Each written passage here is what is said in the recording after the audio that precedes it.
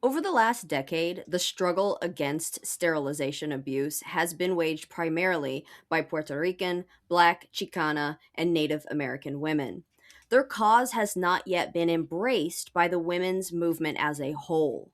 Within organizations representing the interests of middle class white women, there has been a certain reluctance to support the demands of the campaign against sterilization abuse, for these women are often denied their individual rights to be sterilized when they desire to take this step. While women of color are urged at every turn to become permanently infertile, white women enjoying prosperous economic conditions are urged by the same forces to reproduce themselves. They therefore sometimes consider the waiting period and other details of the demand for informed consent to sterilization as further inconveniences for women like themselves. Yet, whenever the inconveniences for white middle class women, a fundamental reproductive right of racially oppressed and poor women, is at stake, sterilization abuse must be ended. Real light one today, folks. This is Yeah, this remember is the gonna be a chair heavy episode? episode. Yeah, this is gonna be a heavy one. Let's hit the music.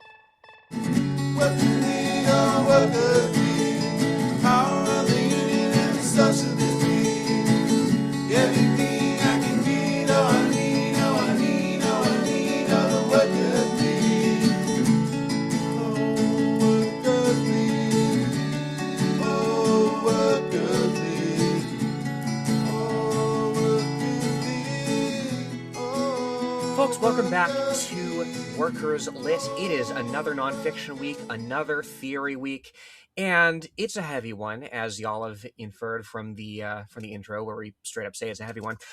So we got a guest on today to help tackle the subject. The subject is, of course, Women, Race, and Class by the incomparable Angela Davis. I almost said late great. She's still alive.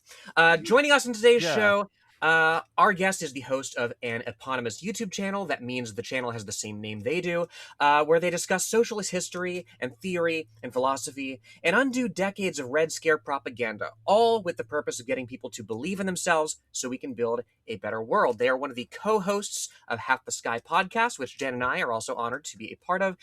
They're our dear friend, Revolutionary Thought. That is THOT. Rev T, how you doing? I'm good. And remember, thought means that hoe over there. Hell yeah. But did you know that Angela Davis was a professor at UC Santa Cruz? I think we're going to talk about that. But I also went to UC Santa Cruz, so You didn't very take a exciting. class. Were you able to take a class, or did you ever see her around campus? I don't think she was a professor by the time I went. Oh, okay. So That yeah, would have been really cool. I I've been know, on right? a few CPUSA Zoom things that she was on. That's the closest I've ever gotten. It was like as close as we are right now. Yeah. I have met her, and I will share that story when I give the bio. Oh boy. Jacob's I met remain. everybody. I've not met everybody. I'm still. I've just I've not met everybody. Thank you so much for being here, Rev T. Before we get into this, folks, what is our history with this book? Have we read it before? What have we engaged with it? Love to hear y'all's, reactions that you've had in the past and how it's influenced you. I read it before a few years ago, and I feel like I constantly refer to it in my videos just because it's so, I don't know, it's like got a lot of handy information in it, especially about the importance of working class solidarity across different lines, across gender and race and all that, that people seem to really lack a lot of the time.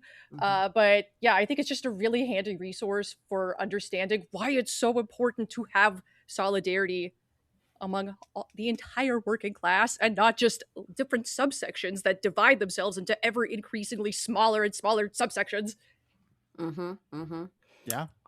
This was my third read through of this book over the last 2 weeks after we decided we were going to do it.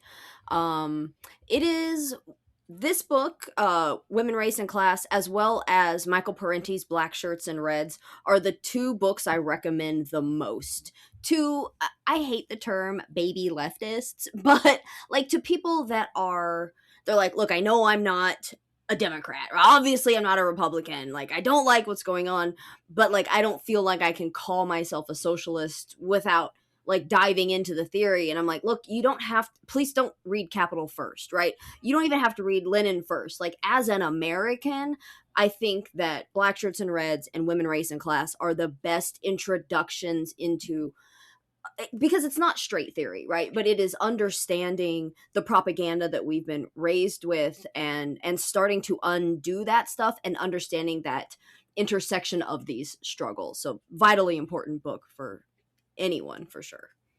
Mm-hmm, mm-hmm.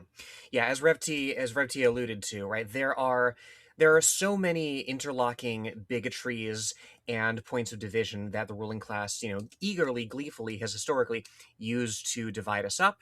And yeah, this text especially really gets into the necessity to, organize strenuously, certainly for your own liberation, but also to seek alliances and coalitions wherever possible with those who might be different from you. The Black liberation movement and the women's liberation movement, most notably in this text, but it's applicable in many different contexts. And Lenore, had you engaged with this book before? No, I don't read. It's awesome that the first time Lenore ever read a book was when she started a book podcast, according to Lenore.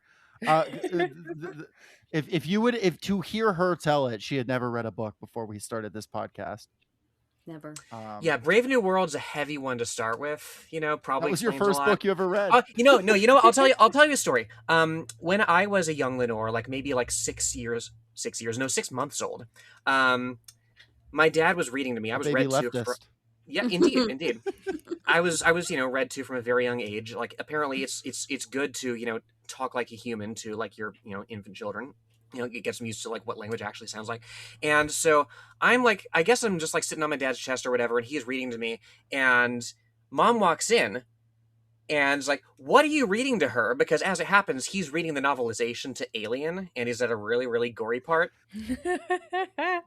And dad's like, she's 6 months old. She's just listening to my voice. She can understand me, right? It's just the sound of my voice. But I don't know. I like to think that that had an outsized influence on like my tastes, on my personality. I believe that 100%. That's fantastic. Yeah. Well, Amazing. as for me, I had thought I had read this whole book. It turned out I had only read a couple of the essays from it. So this was my first time reading the book in full. I read some other stuff from Angela Davis, but turns out I had not read this whole thing, and I am super glad that I have. But before we get into the text of the book itself, let's talk about our author. This bio is a bit of a doozy, and even so, I'm going to be skipping a lot because Angela Davis is a living legend. There's so much to say about her, so I am going to do my best to keep this as brief as possible while, hitting on the relevant stuff. Angela Yvonne Davis was born in January of 1944 in Birmingham, Alabama. Her mother was a teacher, her father a mechanic who owned a small service station. She grew up on Dynamite Hill, it's not actually called that. That was its nickname because it was a middle class, increasingly black neighborhood with many regular bombings that were intended to drive out black residents. So that was, the context in which she grew up. A quick fun fact. Her brother, Ben Davis, was a cornerback and return specialist for a decade in the NFL, and he set the record with the Cleveland Browns for 7 consecutive games with an interception, and I don't think that's ever been broken. And I knew who Ben Davis was, and I had no idea. For the two other people who like football that listen to this podcast, besides myself, Ben Davis is Angela Davis's brother. The fuck? I had to throw that out there in the bio. It doesn't come back to be relevant, but that's crazy. Angela's mother, Sally Bell Davis, was an organizer with the Southern Negro Youth Congress, which was deeply involved with the Communist Party. She was surrounded by communist organizing in her youth. Even as a kid, she was into activism, including motivating her Girl Scout troop to march against segregation when she was in her early teens. So she was about it. I mean, she was raised in this shit, right? Like, people's homes were blowing up around her. It was not a question of whether she was going to be involved or not. She was involved by being alive. She got a Quaker-based scholarship is a weird to say that the Quakers did a scholarship, and she got it to finish her high school at an integrated school in New York City. She was one of 3 black students in her class at Brandeis University. When she got involved in protesting U.S. Cuba policy, she met the philosopher Herbert Marcuse, who inspired her to get into both activism and theory and talk to her about how they could be connected. He would be a very influential figure in her life. When she was 19, family friends of hers died in the Birmingham church bombing, the very notorious one. And that was the same year that she spoke at a communist conference and received her first, and far from the last, intensive interview with the FBI. Again, she's 19 at this point. In 1965, she lives in Germany briefly, attending the University of Frankfurt for a philosophy degree. This was at Marcuse's encouragement. And then after being there for a little bit, she moves to San Diego. Marcuse had also gone there, and he was like, hey, actually, San Diego's pretty cool. A lot's popping off. Come over here. So she did.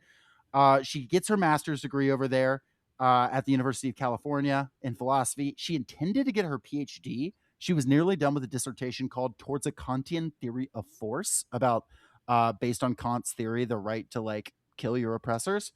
But her papers were seized by the FBI, and she never got the doctorate degree, which is such a huge bummer. However, Moscow University, the University of Tashkent, and Karl Marx University have all since awarded her honorary doctorates. I feel like that's a greater honor than the doctorate itself. Yeah. Yeah.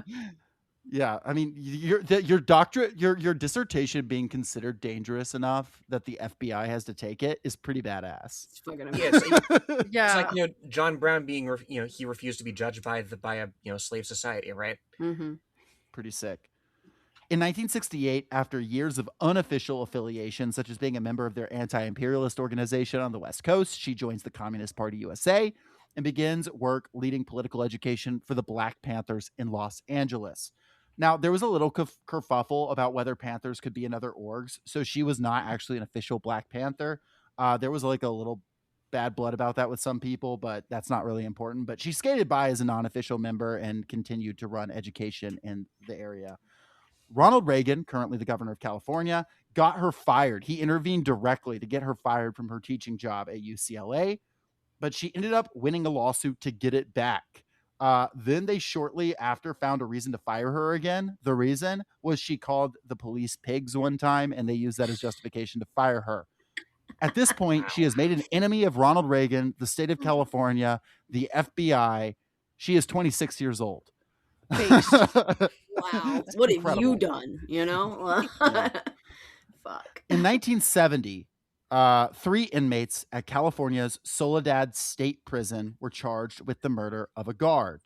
These men were Fleta Drumgo, John Clochette, and a fellow we'll be talking about before too long, not in this episode, but in the future, George Jackson.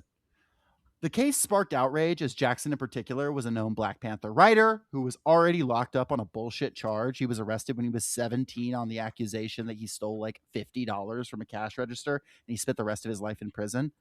Angela Davis gets involved with the Jackson family and the defense committee. She becomes personal friends as much as possible with a guy in prison, with George Jackson. In fact, if you read George's letters, she actually is the one who corrects him on some of his male chauvinist points of view. You can read his early letters, which to his credit, he published because he said, hey, like these make me look bad, but this was my position at the time, where he says like, oh, I don't know if women could be communists. And then he writes this letter later that he's like, so I met Angela Davis and I think women could be communists. Amazing. Keep in mind, this is a guy that was like locked up at age 17. He had a lot of shit to unlearn, and she helped him unlearn it. George's brother, Jonathan, was a 17-year-old high school student at the time of the Soledad prison incident. And he decided to take matters into his own hands on August the 7th, 1970. He stormed a courthouse, armed the defendants, and took a judge, lawyer, and some jurors hostage, saying he would not release them unless the Soledad brothers were freed. A shootout occurred with the police in which Jonathan Jackson and the judge, along with 2 others, died. So, turns out Angela Davis bought some of the guns that Jonathan used in the courthouse. It is debated how much she knew or did not know about what he was going to do with the guns. I don't care if she knew he was going to use the guns. I think it's cool to do that. So to be clear, that is the position of this podcast, I think, is that like we covered James Baldwin just a couple weeks ago, and James Baldwin wrote about that incident. and said, yeah, they had every right to shoot back, that the like Warsaw Ghetto Uprising, the people in Warsaw Ghetto Uprising had to shoot back. Like that was his position. That is also my position. Mhm. Regardless of whether she was conscious of it, she was then considered by the state of California a participant in the attack and a terrorist. She was put on the FBI's top 10 most wanted list, and a manhunt began. Woman hunt. I don't know if it's called a woman hunt in that case. Regardless, she was able to evade them for 2 months, but she was caught and she pled innocent to all charges in 1971, saying, like, you can't charge me with murder because a gun I bought was used by a 17-year-old that's now dead. Like, that's not a real thing. The Free Angela movement began, bringing in the CPUSA, the Black Panthers, the New Left, and the Old. In fact, a lot of forces that had not worked together before, had beef between each other, worked together on the Free Angela movement. There was a lot of artistic stuff too. The Italian composer Virgilio Savana made a really beautiful song for her. And then John Lennon and Yoko Ono were influenced by that, and they made a song called Angela, which is crazy. I did not know that. The Rolling Stones then made a song that I frankly cannot endorse, called Sweet Black Angel, though I'm sure she appreciated it. The lyrics are bad, like really bad. You can look it up if you want. But I'm sure she appreciated it because they helped pay for her legal fees. Even the United Presbyterian Church like got in on the campaign to defend her, which is surprising, but cool. And the Soviet Union began putting out international propaganda around the trial as well. At a certain point, just over 5% of the Soviet Union's foreign propaganda budget was going into the Free Angela campaign because they saw it as such an important struggle. When Garrick Brock Trapnell actually hijacked the plane, one of his demands was Davis's release. Like, people were talking about this shit. People were like on this shit. She ended up getting out on bail, which was a huge fight in itself. The bail was set absurdly high, but like some random farmer from the Midwest paid it, like a rich guy, but he was just like pissed off about like civil liberties or something. She published her first book. It's called If They Come in the Morning, Voices of Resistance. It was 27 letters and essays edited by her. It had writings from numerous Black Panthers, as well as the three Soledad brothers, Julian Bond, and other prominent political activists. For our Atlanta listeners, that is not Michael Julian Bond. That is the original Julian Bond. Different guys.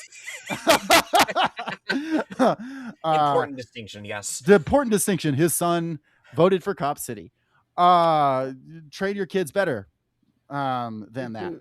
The state stacked the deck against her. They gave her an all-white jury. And so in 1972, when the not guilty verdict came down, people were like not expecting it. People lost their minds. Like, it was the like parties, like descriptions of parties and stuff are incredible. Like, people were like, oh, all-white jury. Like, this is fucking rigged. The all-white jury were like, yeah, no, like you can't say she did a murder. Like, that's not true. It's pretty incredible. And the state was fucking pissed, which is great. She immediately goes on a broad speaking tour post-conviction. She was received so warmly in Cuba. She could barely speak for the cheers. Like, her speech had to be transcribed and given out later because so many people couldn't hear her. When she visited the Soviet Unions and various parts of the Eastern Bloc as well, she was given her honorary doctorates, and she publishes her autobiography in 1974. Through the late 70s, she continued organizing work with the CPUSA. She taught at numerous colleges, rarely being kept for long. Sometimes, like at Claremont, her name was not appearing on the list of professors, so benefactors wouldn't know. People were like, oh, I won't donate to this college if she teaches there. But students like wanted her to teach there, so it was like this weird thing. She eventually landed a long-term role at the University of California, Santa Cruz, and became a visiting professor at Syracuse. In 1980 and 1984, she was nominated at the CPUSA's vice presidential candidate, worth noting. From 1980 to 1983, she was married to Hilton Brathwaite, and then she realized she was a lesbian. That made marriage challenging. She would not come out, though, for quite some time still. In 1981, she releases Women, Race, and Class, a collection of 13 interconnected essays that we will be discussing today.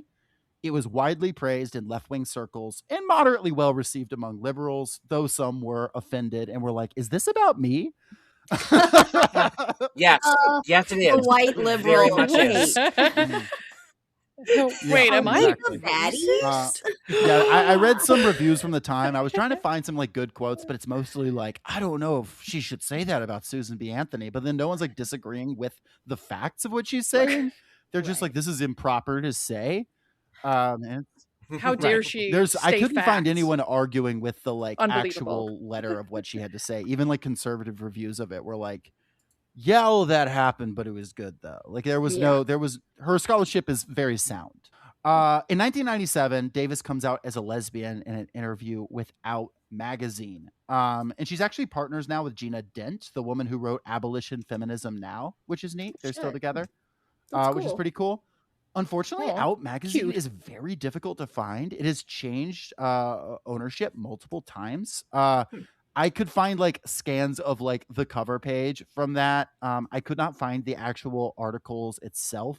I found some quotes from it. It was fairly, frankly, like kind of generic stuff, just about like, yeah, I didn't like, I'm a lesbian, so cool. Like it's not like it's from what I could find was that not that was pretty shocking to people still. She did have one interesting thing where she said she didn't come out earlier because she was like didn't want to complicate the movement and it was going to be like considered a problem. We talked about James Baldwin and how he was like uninvited from certain circles over his sexuality. So I guess she saw that and she didn't want to distract from the movement. I should note there were multiple lesbian groups that when this happened said, oh, we've been claiming her for years. I thought that was funny. In 1998, Davis founds Critical Resistance alongside Ruth Wilson Gilmore and Rose Braz. This organization still exists. It publishes educational materials such as the Abolitionist newspaper. They organize prison letter writing campaigns. They do cop watches. They organize protests and resistance against new prisons. They fight for ballot measures. I found that they've killed numerous new prison and prison expansion projects through combo of public pressure, lawfare, ballot initiatives, and nothing anyone can prove beyond that. We'll say. In 2003, Davis released her most influential book, Are Prisons Obsolete? A Text on Prison Abolition. It is very possible that we will discuss that in the future. The one thing I wanted to note about that is I've seen people that have been like, wait, but she said it's okay when Cuba locks up like fascists. That's a contradiction. And then she responded to that being like, but they deserve it and black people in America don't, was how she responded. Straight up. Straight up. There's I mean, there's no actually reason to like. zero difference between good and bad things. Yes, exactly that. Right. Exactly. No, that's that. she has just responded to those criticisms with like, yeah, people that should be in prison, and people that are in prison in the United States aren't people for the most part that should be in prison. She Yeah. stayed in the struggle, teaching, writing, lecturing, name an issue. She's been involved in it, from the anti-Iraq war protest, Occupy Wall Street, from fighting for Palestine to going after the death penalty, from supporting gay marriage, promoting reparations. She gets around. Notably on the Palestine issue, the Birmingham Civil Rights Institute in 2019 rescinded her civil rights honor because she spoke out in favor of the Great March of Return. Fucking crazy. We've got a lot of work to do, which is what she said Wow. after God. that happened. Wow. She really has shown up just about everywhere. She's still alive. Angela, come on the pod. But I want to share briefly. In 2023, I attended in 2024, I attended at Morehouse University, hosted an event where they premiered a documentary about Walter Rodney. Really cool. Patricia Rodney was there, his widow, who's still alive. And Angela Davis came to the event. She spoke very briefly at it. It was super cool. I got a chance to meet her. We did not like get dinner or anything, but I got a chance to talk to her. And like, she doesn't know who I am, but it was amazing for me. I have a selfie with Angela Davis, pretty fun. And one notable thing that happened at the event is at the event, the city of Atlanta tried to present her with like, oh, we're going to have an Angela Davis Day in the city of Atlanta. I don't know if y'all know what the city of Atlanta has been up to, but she didn't appreciate that offer as much as they expected. They would. She was like, she said, I'll accept it on behalf of like everyone. Like if the day is also dedicated to like Tortuguita and everyone who's being persecuted by Cop City. And the like guy on the stage was like, I don't know. It was very uncomfortable. People enjoyed it. So that was lovely. And that is my Angela Davis bio. And I think considering how much she's done, that was pretty quick. So maybe long for our bios generally, but quick for someone with such a packed life. Did I miss anything important that y'all wanted to note? No, I think the most important thing is that you got to meet her, or that she got to meet you, Oh my which god. must have been the highlight of her She's so life. Jacob lucky. from the Workers Lit podcast? I'm such a God, big man. fan. Hey, look, Angela, you are always welcome on the podcast. You are welcome to join the podcast. Really, you can take over the podcast. That's fine. I'm not above that. Yeah, fair. Cool. Well, with that, if no one has anything to say on the bio beyond that, let's get into the book. Let's do it. And I'm gonna shut up now for a while. Yeah, man. Yeah, this one was I think I've messaged each of you individually. In particular, like the first essay of the book really hits the ground running in terms of the sheer brutality of America's peculiar history of slavery and the racism that it has spawned in its wake. Right? And I think I messaged each of you individually. Like, I don't know how Angela Davis didn't personally track down and strangle every white man academic who wrote on slavery, right? Mm. She already had the FBI after her, Mm-hmm, Real. You got to pick those battles. Yeah, because that's where we start. She's talking about, look, like there is in particularly like white historiography on American slavery, right? This eternal search for like the redemption of the white enslaver, right? Especially during the height of establishing the lost cause, so-called school of thought in this country, right? You have historians like Ulrich Phillips yapping interminably about how slavery civilized kidnapped Africans, right? There is that whole school of nonsense to unpick historically. But she focuses in particular on the plight of the female slave, right? And about how this particular strain of slavery and brutality remained relatively unexplored until about the resurgence of scholarship on slavery in the early 1970s. Mm-hmm.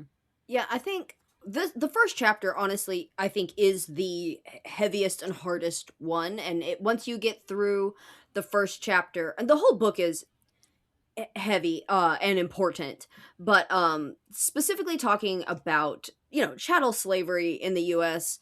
All of us grew up with a very whitewashed, muted version of it taught in schools, and it's even worse for kids nowadays.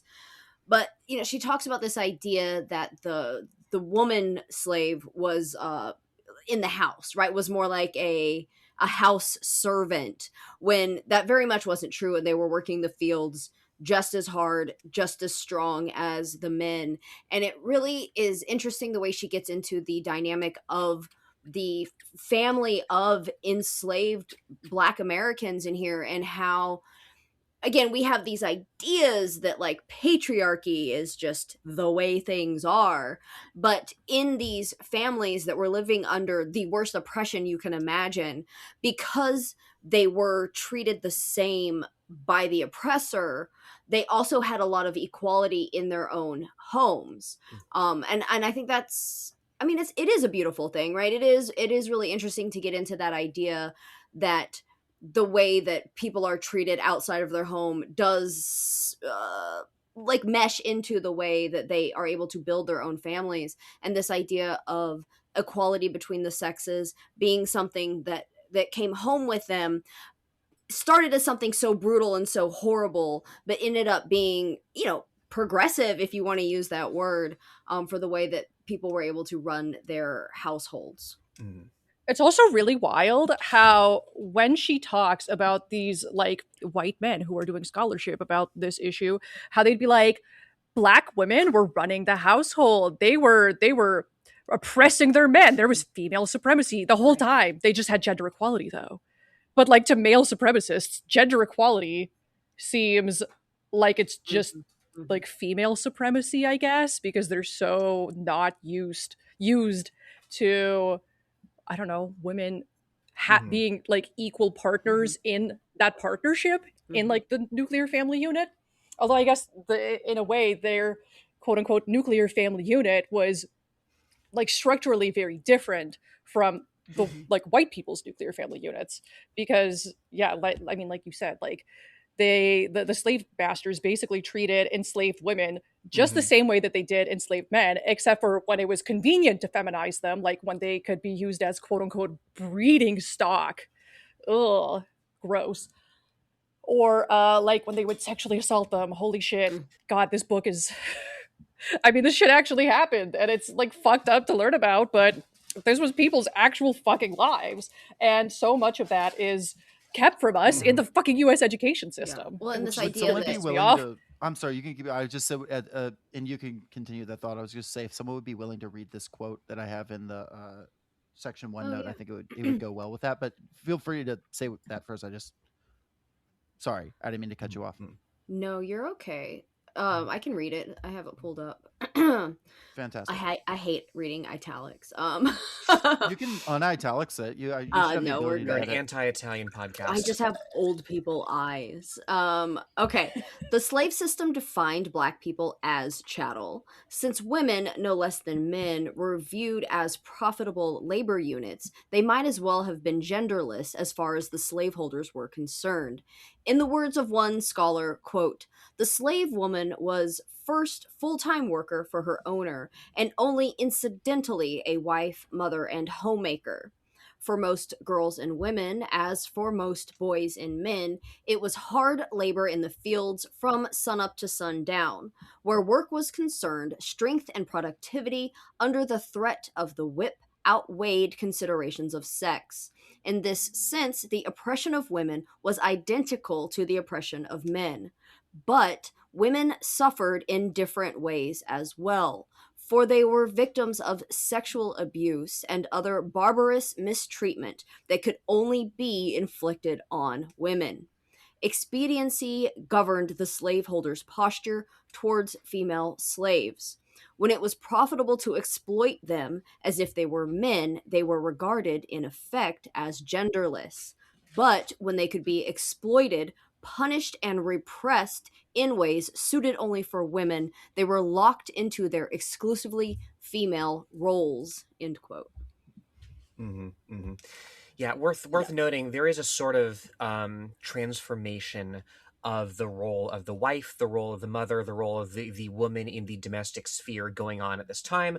It has its roots like around now, in the immediate like before and like during the Civil War period, but it especially takes off as more and more of the domestic sphere is outsourced to like industrial sources, right? Previously, you have women working in the home doing like, essential handicraft stuff, making butter, making soap, making essentials by hand. As this stuff is outsourced and created in like more industrial settings, the rise of the factory in the United States, um women are sort of recast as like, okay, like your role is actually, the homemaker, the child rearer, and you have this like subordinate position, in contrast to the labor that you used to perform. This is going on primarily for like white women, specifically like middle class, like middle income and up, like white women. Working class white women are largely excluded from this, and yeah, enslaved black women are definitely excluded from this for the reasons that you mentioned. To the degree that they can construct a family unit, it's solely for the purposes of economic reproduction, creating more enslaved children.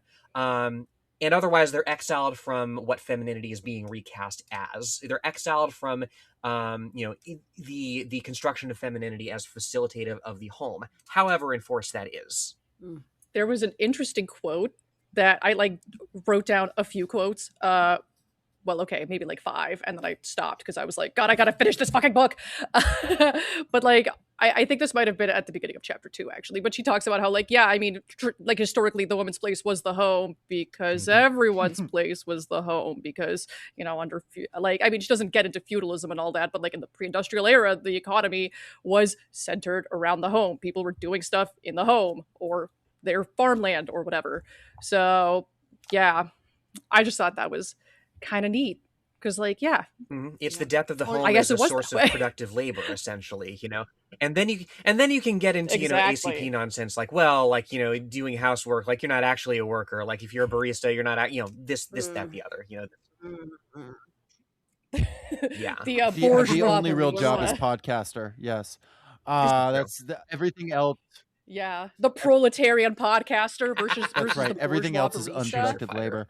And I think it's also interesting how she notes, and she notes this a few times through the book, especially in the last chapter as well, that there were plenty of working women that did not fall, like as Lenore acknowledged, that did not fall under this idea of the housewife moved out of the labor force, but then they're allowed to be super exploited. They're not seen as a single economic unit that is deserving of the same wages as a man, even if they are doing the same amount of work as a man, say in the mills or factories or whatever. They're then able to be paid less. So there's this exploitation on the front, exploitation on the back going on. We then move into the next few chapters, which is about the anti-slavery movement and the birth of the women's rights movement and where they intersect. She's also discussing the intersection of class and race in these early women's suffrage movements and abolition movements. And we get into some interesting history here. It's a great primer if you haven't read some of the stuff, though somewhat depressing, at least at parts. I liked Frederick Douglass before, what I knew about him historically, what I'd read, our Fire on the Mountain episode, fictional though that be. You'll like him even more after reading this, because he was not afraid in his time to be designated as a women's rights man, as they would have called such men, derogatorily, but as he himself said, I am glad to say that I've never been ashamed to be thus designated. Right? It is not a bad thing to be a man and to publicly advocate for women's equality. Mm. Woke Mhm. King Woke Frederick King. Douglass. Him and W.E.B. Du Bois, as Davis gets into later in the book. Mm-hmm. I'm imagining like an outrage AI right wing thumbnail, like they're trying to say Frederick Douglass was woke. I don't know. Is that anything? Listeners, make that not with AI. You have to edit it yourself. But I would love a Ben Shapiro thumbnail. Of being like, I mean, you can't spell Frederick Douglass without lass. Okay. good point, Lenore. Somebody should transvestigate him. That would be awesome. What an impressive thing. Well, she gets into here a number of historical figures. We're not going to go into every single individual story, I don't think. I think you should read the book if you want to get some of the more deep history, and also read some of the sources, stuff she, sources about these individual people's biographies. But we talk about people like Lucretia Mott, who faced sexism in abolitionist circles, though she was fighting furiously for both, suffrage and abolition. Talks about the Grimke sisters, who were beefing with the church at the same time as everything else. Grimke sisters, worth noting, their lore reminded me a little bit of Anne Braden. Born into a slaveholding family. Anne Braden was not born into a slaveholding family; she's from the 20th century. But born into a Southern family that is on top of this racial hierarchy, and they look around and they have the wherewithal to be like, "No, this is fucked. Let's go to the North and be based." Yes. Mm-hmm. Good for them. I like when I was reading those parts about them, I was like, damn, good fucking job. They were really one of the few I guess feminists, or some of the few feminists that actually understood the intersection of the struggles, and that if you you can't just fight for suffrage for black men, and you can't just fight for suffrage for white women. You have to fight for political power for everyone. And then we get into Elizabeth Cady Stanton, who was pushing for women's right to vote at the Seneca Falls Convention, which is this very important convention where abolitionist movement, where they pass, facing a lot of pushback, a resolution also calling for women's right to vote. Does any of you have any thoughts about that section? Because that was where Frederick Douglass took a lot of heat for saying no, I don't think it's too extreme for us to call it both at one time. We don't have to be tactical or whatever. Actually, let's just build a broad coalition. I mean, it makes sense. If you are asking for something that at the time already seemed impossible and absurd to so much of polite white society, why would you not? I mean, this is the problem I think a lot of us have with the Democratic Party, is that they don't ever go out and be like, we want the big bold thing. They start from a compromised position. So I think Frederick Douglass fully understood at the time, we're already asking for something big and bold. Let's ask for everything. Let's demand everything. And then if we have to make compromises as we go, then that, we can talk about that. To quote what Frederick Douglass said at the convention, so pronounced was the popular voice against us in the parlor, press, and pulpit, that most of the ladies who attended the convention and signed the declaration one by one withdrew their names and influence and joined our persecutors. Our friends gave us the cold shoulder and felt themselves disgraced by the whole proceeding. It was an extremely difficult period. Even a lot of, like I said, a lot of the women that like wanted to support it, once public pressure came down, it became very difficult because unfortunately there was a lot of sexism in the abolitionist movement. Fortunately, it being 2026, us being enlightened, there's now, we fixed all those issues with bigotry. I can't even finish that sentence. I'm kidding, of course. I literally just spent like a weekend with a misogynist, so misogyny's Jesus. still alive and well, you I'm guys. sorry, we had a black president. Racism has been fixed.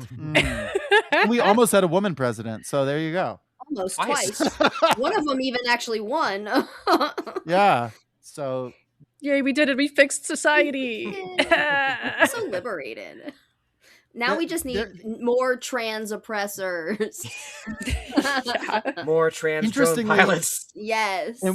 and we will talk more about this a little later on, but you also have a lot of racism from early feminists in this period. Mhm. You have Frederick Douglass's Mhm. daughter who couldn't go to school even though the principal was supposedly a abolitionist woman who was an early feminist. They had all the kids in the class vote whether they were willing to have a black girl in their class, and then they all voted yes, and then they were like, oh well, we don't care, actually, you still can't come to class because we like talked to one parent, and they said I guess not. Yeah, reading that was like, what the fuck? Oh yeah. What the Shout out fuck? to those 12-year-olds. I mean, a lot of this was like, what the fuck? Yeah, shout out to People the are so 12-year-old, fucked up. The woke 12-year-old. What really stood out to me in this chapter, and in the chapters like directly related to it, right? It was a surprise to me at first when Angela Davis introduces, right, that there's a dynamic whereby, like in the leading up to the Civil War, right, there is the leading reform movement among 19th century white American women is in fact abolition, which surprised me, right? But as you read on, you realize, okay, so it actually does matter why people get into these movements and what priors they bring to the table. Because she talks about, Uncle Tom's Cabin, for example, right? The release of that being, we learn a little bit in school about its catalyst as a sort of, a cry for liberation, for abolition of slavery. But digging into the text as Davis does, right? It casts black people as domesticated. It casts women as mothers, right? It's anti-slavery from a perspective that inferiorizes marginalized people, right? It's like, it's we shouldn't hold these people in bondage because like by their nature, right? They're, docile and like nice and, they don't deserve this, this, that, the other. All right. It's a call for mercy from oppressors and not for liberation from oppressors. And that's what sort of poisons the well from the beginning. It reminds me, not to analogize these struggles, too terribly directly, but it reminds me of discussions around trans rights in the United States, right? And how like people who call themselves allies have, very progressive attitudes individually will, just by virtue of the fact that we have not been allowed to speak for ourselves and define ourselves, people will come out with stuff like, oh, like, you can't change your sex, but like you change your gender, right? And it's like, it's preemptive surrenders and concessions to the sort of people who believe that like the categories of sex are like immutable and like impermeable and you can't move between them, right?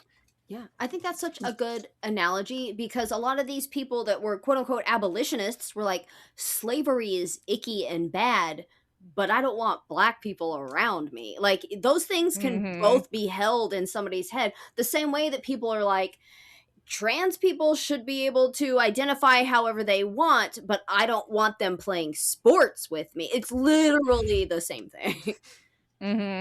Right? Like, no wonder these white feminists ended up becoming racist in the long run. Like, duh, because the racism was always there. It was always, like, rotten at its foundation. Yes. Well, Lenore, you say that, but there's a really smart guy. His name is Thomas Edsall. And I learned from him today, as I do, reading the New York Times opinion section every day. Thomas Edsall, the car guy? That sounds like torture. I don't actually do that. I'm kidding. 3 things Democrats have to do if they actually want to win. And you wouldn't believe what he said, who they need to throw under the bus to win. No, give up on trans rights? Yeah, exactly. It's the same shit. They run out. They do this article every day now. It's I mean, the Onions, up there with the no way to stop this. Say people who live in the country where only the only country where mass shootings happen regularly, right? Mm-hmm. There's that, and there's it is journalism's sacred duty to endanger as many trans lives as possible, right? Mm-hmm. Those yes. headlines are fucking evergreen. But the reason that it's relevant is it's like, they're doing this same idea of, oh, well, we have to divide up the coalition, we have to whatever, you're asking for too much, you're the problem. Ignoring the fact that one, like, obviously there's just the human rights angle of like, okay, fuck you, they deserve rights. But also, like, that's actually a politically bad idea in the long term. In the long term, it is a good idea for us all to work together. Yes. So, like, it is both. Mhm. It's not even a good idea from a cynical perspective in the long run. Maybe it's a good idea cynically so you can get published in the New York Times, but, we digress on that. Mm. So we will talk about this a little more later, but in chapter 4 we see Stanton is starting to prioritize women's suffrage over black rights in 1865, feeling educated white women deserve more political power. And you get in the 1870s and late 1860s, some white supremacists start to cynically endorse women's suffrage, and some clashes between black and women's liberation movement over the vote. We will return to this because she comes back to it a little later on, more significantly. But we see the beginning of that split once abolition, at least early abolition, Jim Crow, of course, comes around, has been achieved. Mm-hmm, mm-hmm. And it's crazy how there were so many white women that were like, well, male supremacy is obviously a thing. So if we're going to have male supremacy, it should be white men that are in charge and not Right. black ones. It's Like, what? It's so fucking.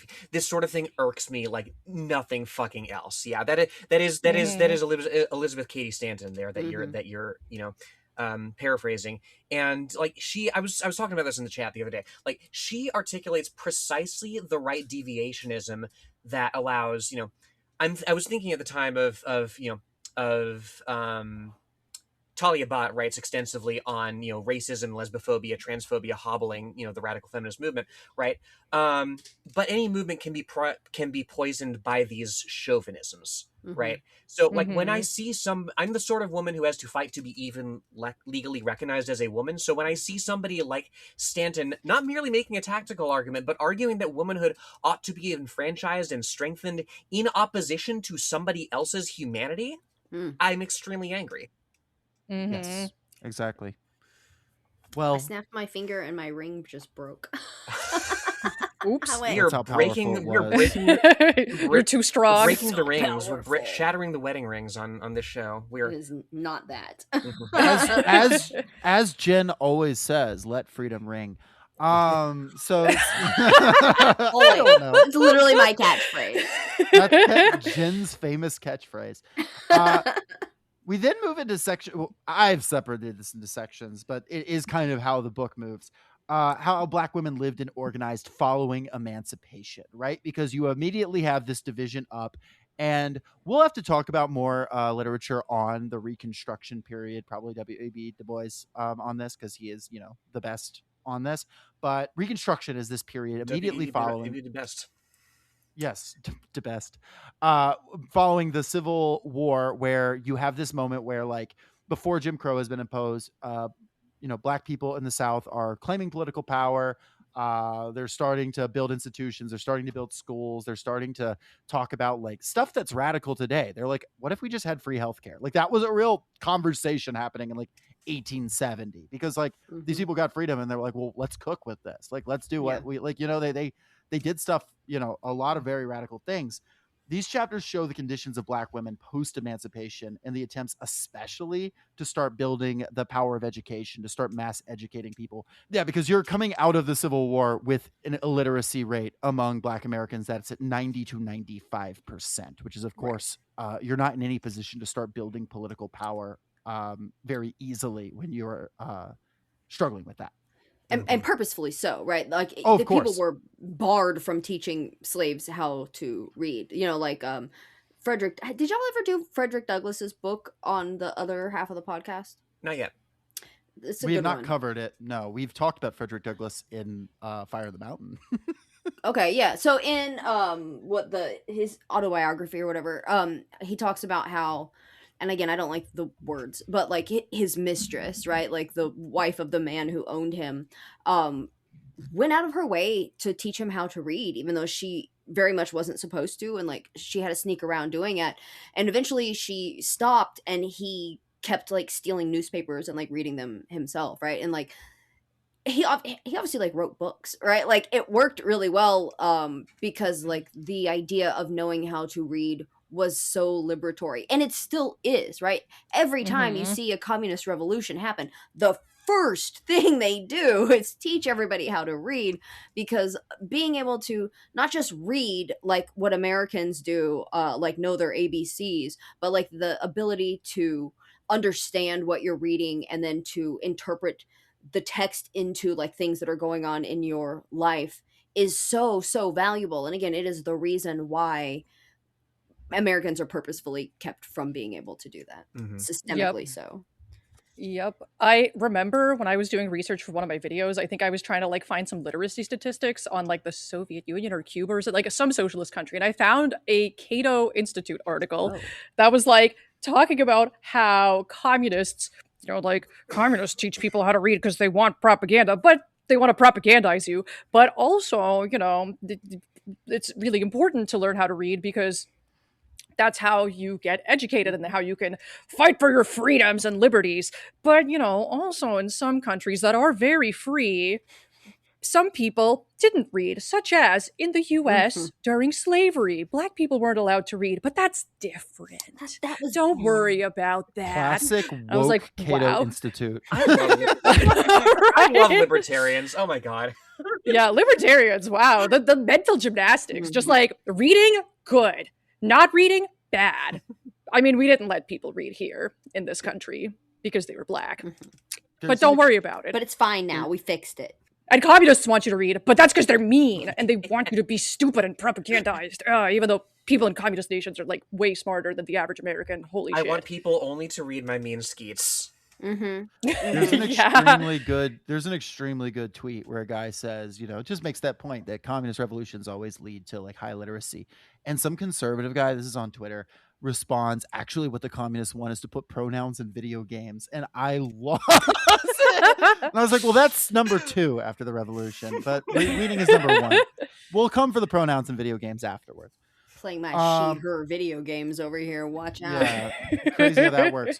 To quote right here, about the growth of education in the South and Reconstruction. By the time of the Hayes betrayal, that being Rutherford B. Hayes stopping, basically allowing open season on black people by the KKK and the white ruling class of the South, and the overthrow of radical Reconstruction, the accomplishments in education had become one of the most powerful proofs of progress during that potentially revolutionary era. Fisk University, Hampton Institute, and several other black colleges and universities have been established in the post-Civil War South. Some 247,333 pupils were attending 4,329 new schools. And these were the building blocks for the South's first public school system, which would benefit black and white children alike. Although the post Reconstruction period and the attendant rise of Jim Crow education drastically diminished black people's educational opportunities, the impact of the Reconstruction experience could not be entirely obliterated. The dream of land was shattered for the time being, and the hope for political equality waned. But the beacon of knowledge was not easily extinguished, and this was the guarantee that the fight for land and for political power would unrelentingly go on. Until years later, they tied it all to property taxes, and then you were able to fully like defund schools in black and brown and poor neighborhoods. Yes. Boo. Yeah, and then Ronald Reagan made college way more expensive and way less accessible. Every Also boo. every election cycle, like every election cycle here in like Fulton County, Georgia, it seems, right? There's always a question about, oh, like should we rescind this particular property tax? And obviously no, you don't. That's where your schools are funded. And then like without fail, the rescission passes with like 70% in favor. It's Oh my insane. god. It makes me crazy seeing this shit People don't time and realize time again. Yeah, I feel like American workers are just so like out of touch with what their actual interests are that they keep voting against them because they literally don't know what's good for them Yeah, it's in many because they're illiterate. yeah I mean, not everyone, but in many like yeah the in U.S. Unfortunately, has like a 79% literacy rate or something, just crazy low for a quote unquote developed country. right It's exactly worse. like It's worse than Georgia than average. yeah oof. it's two pronged, like there's certainly there's the racism aspect, that's that the bargaining away your shit if black people get less as well, but also like Mm-hmm. yeah these questions are also just like deliberately phrased to be as arcane and like impenetrable as possible. Mm-hmm. Hmm. Right, and people see, oh, less taxes, less property tax. Well, that means I don't have to pay as much money for my And it's property. like, Right. are you Yes, even the People who of one course I pay want paying, that. right? Do you nothing. Yeah. even own property? Renter. Right. Yes. Yeah. I mean, and Uh, again, yeah, we said this already, but like ballot measures like that are written in legalese, which is an above college, like above a bachelor's degree reading level, whereas the average American reads on a sixth grade level. And again, it's done on purpose. They could very easily Mm-hmm. write ballot initiatives in simple language, but they do not.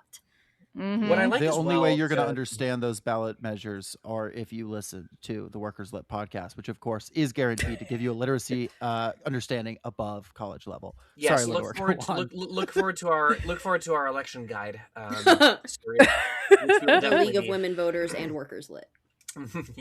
Yeah, it's what Davis does as well here with talking about education and the struggle for literacy, right? She does something very, very critical, which is illuminating the history of struggle for this stuff that is frequently, omitted from our education here in this country, right? Black people in the United States have been striving for education going back to the 1700s and, almost certainly before, right? The first woman to address the Supreme Court. I wasn't clear if it was like the U.S. Supreme Court or the Vermont Supreme Court. Was a former slave defending a land claim, right? Hmm. People in bondage and freed from bondage have been asserting their rights through legal channels and otherwise since the inception of this country. Hmm. She also Mm-hmm. discusses how power was exerted through things like the club movement, where you have growing in popularity in the late 19th and early 20th century women's clubs, which is women getting together to like you know I don't know what do Organize. women do at women's clubs. Yes, Oh, I know. talk I was gonna about make boys. I'm just kidding. yes. Well, Organize. maybe who knows? That's fine too. But Yeah. the black women were not allowed in the white women's clubs for the most part, and so black women's clubs were formed parallel. And unlike what it seems like a lot of the white women's clubs were, not to shit on them, they probably did. They were doing suffragette work sometimes, but the black women's clubs were very deeply political. And someone who came up in those was Ida B. Wells and used this as a Yes. huge megaphone to get out the word about like the horrific stuff going on, especially lynchings across the South. Mm-hmm, Oh, were mm-hmm. we at the lynchings chapter? We're not at the lynchings chapter per se. Sorry. It's just that happens at the. It's sorry. I just that was at. She mentions Ida B. Wells repeatedly during the club movement part. Mm-hmm. Yeah. Mm-hmm. Yeah.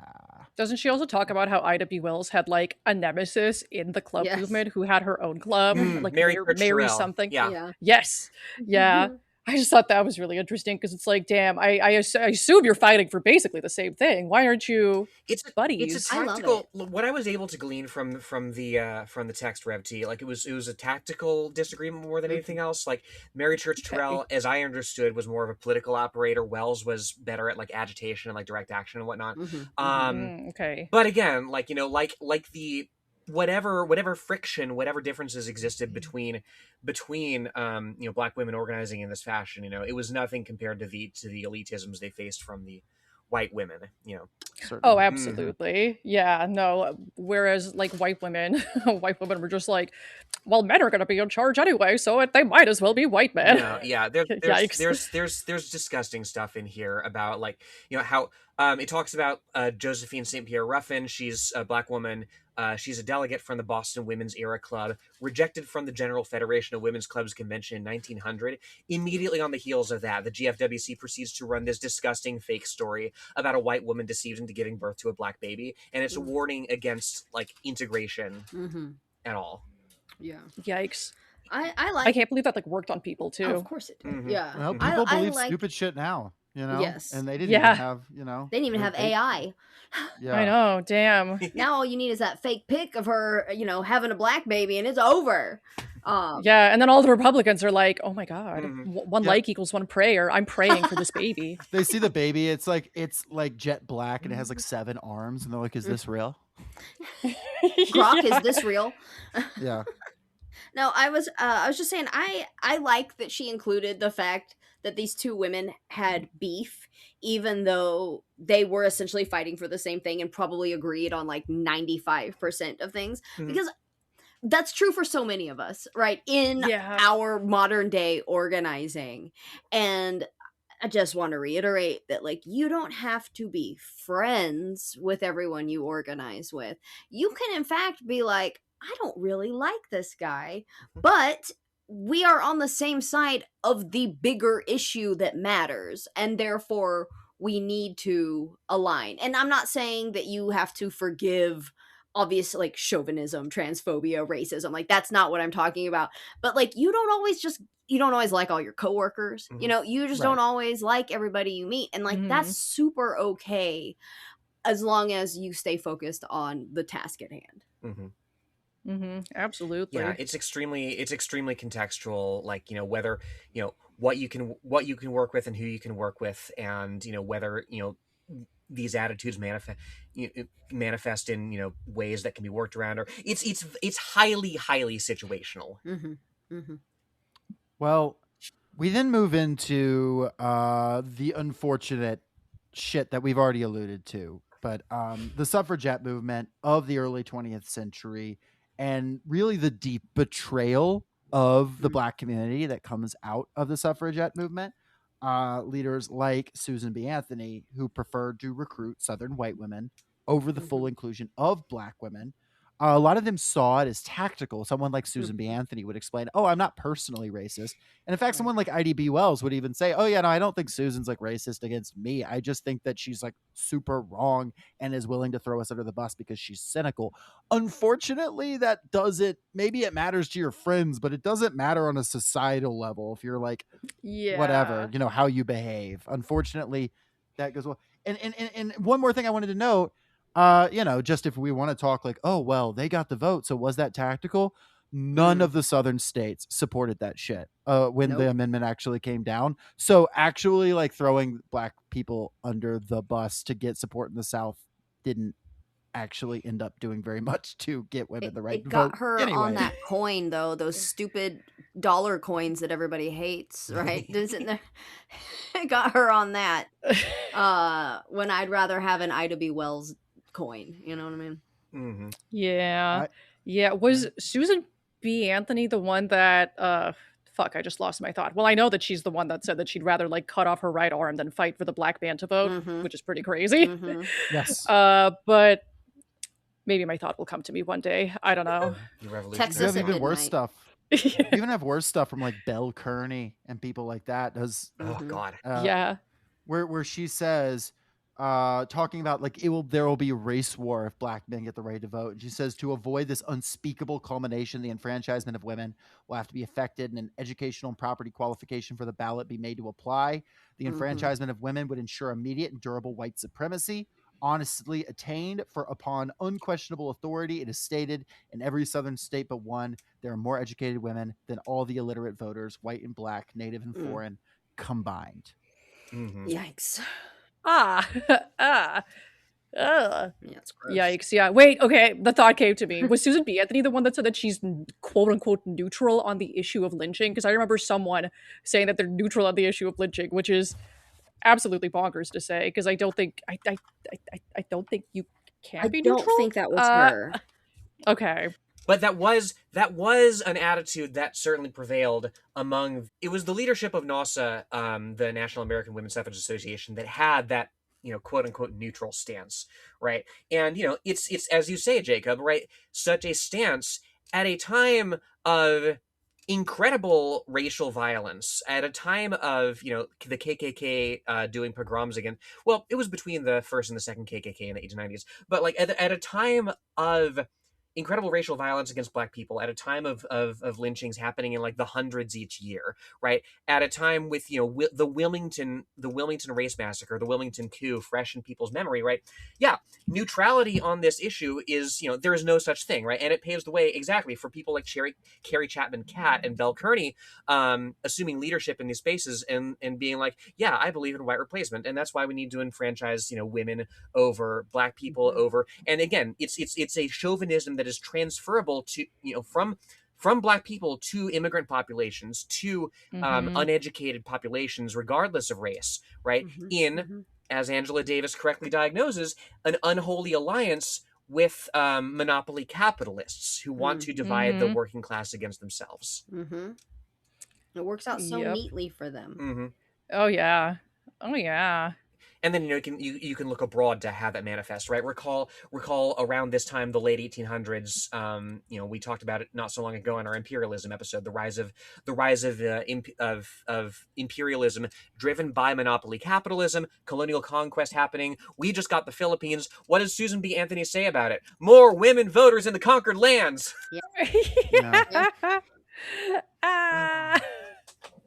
The Philippines would have been with her. Am I right, folks? Yeah.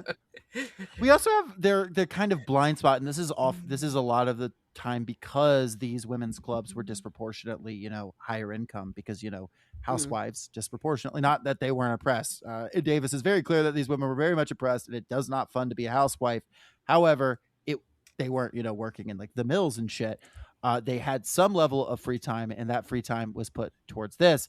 And they had this sort of lack of this blind spot often around the role of capital. We have Susan B. Anthony being like, well, if the men are striking, women should move in as scab labor so that women can get jobs. Crazy. And like, I can understand. Yikes. And like, I'm sympathetic to some extent to someone being like, yeah, I'm like boxed out of the labor force. I'm going to get mine. Right. Yeah. But long term, no, actually, you don't want to make alliances with capitalists. They are not good people to make alliances with. Once again, build as broad and powerful a working class coalition as possible. Do not go after these short term interests. You will get fucking burned, as they did. Yeah. Yeah, for real. Something that I just remembered that I thought was interesting was that these like white feminists would basically say that marriage as an institution is basically the same as slavery. And Angela Davis at one point basically says that like, hey, so saying that doesn't make marriage worse. It makes slavery sound better. Yeah.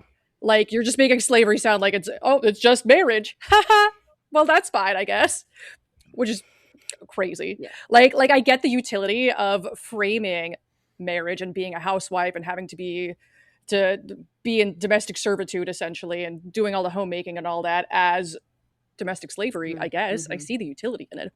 But also, yeah, if you're not even going to have solidarity with people who are or were actually enslaved, then why use their language for your cause when it doesn't actually apply to you? It's a very, very, very thin line separating, gaucheness from like chauvinism.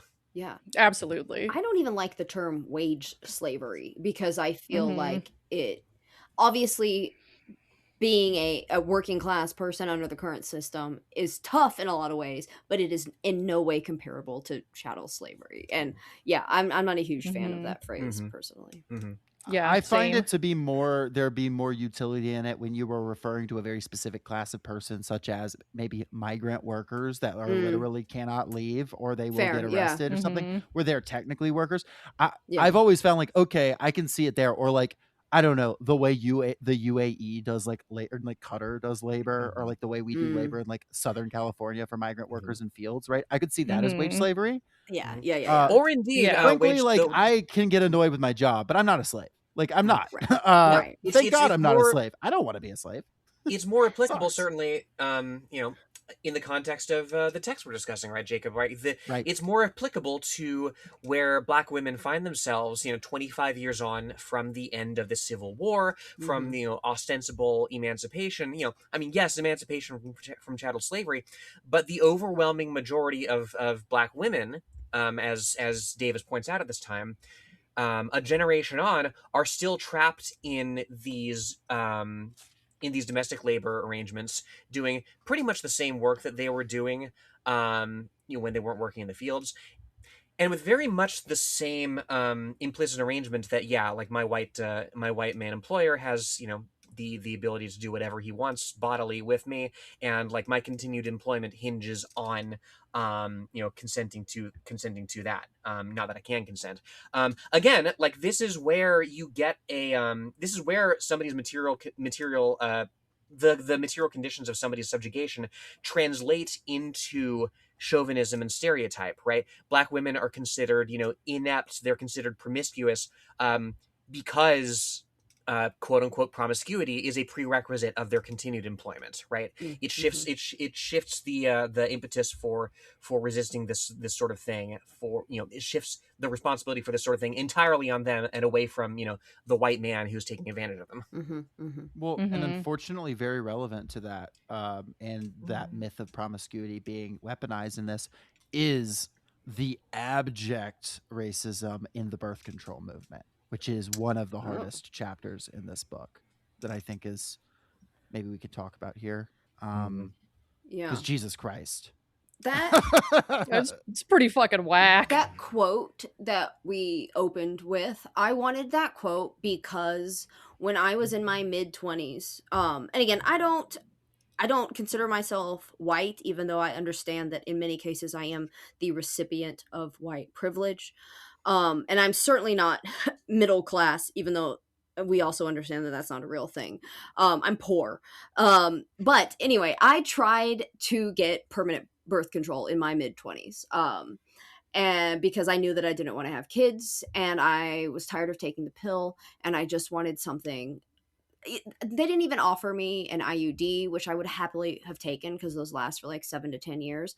I was going to this very nice women's clinic and I asked my very nice white lady doctor what my options were for something more permanent. I didn't want surgery, but I just was like, she looked at me like I just like grew another head and like shut it down so quickly to the point where she made me feel fucking stupid, to where it was just like, no, that's not an option. Like, you absolutely do not have the option to choose a more permanent birth control for yourself. Insane. Yeah, it's batshit. Yeah, that's whack. And here I am because that definitely 43. exists. Yes. And again, she could have just offered me an IUD to like shut me up for 7 years or whatever. And I have a very good friend of mine who she's half white and half Mexican. She has a Mexican last name, and she ended up getting pregnant as a teenager, and she had 2 children before the age of 20. And on Medicaid, she was able to get she got sterilized at 20, no questions asked. Part of it is the Medicaid, part of it is that she already had kids, and part of it was that she's Mexican.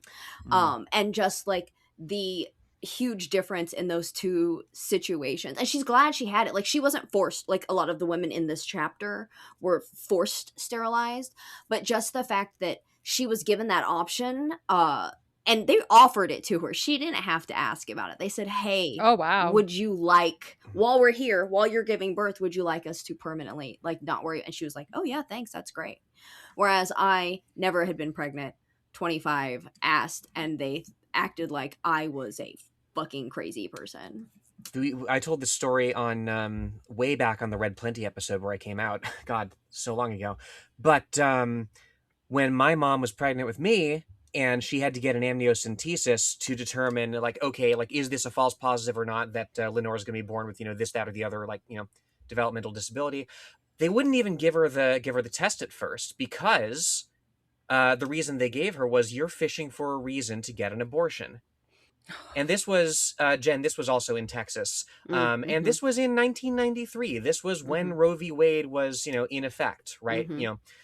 And it shows you just how A, how bare minimum that is, but B, just how, I mean, just for comparison, right?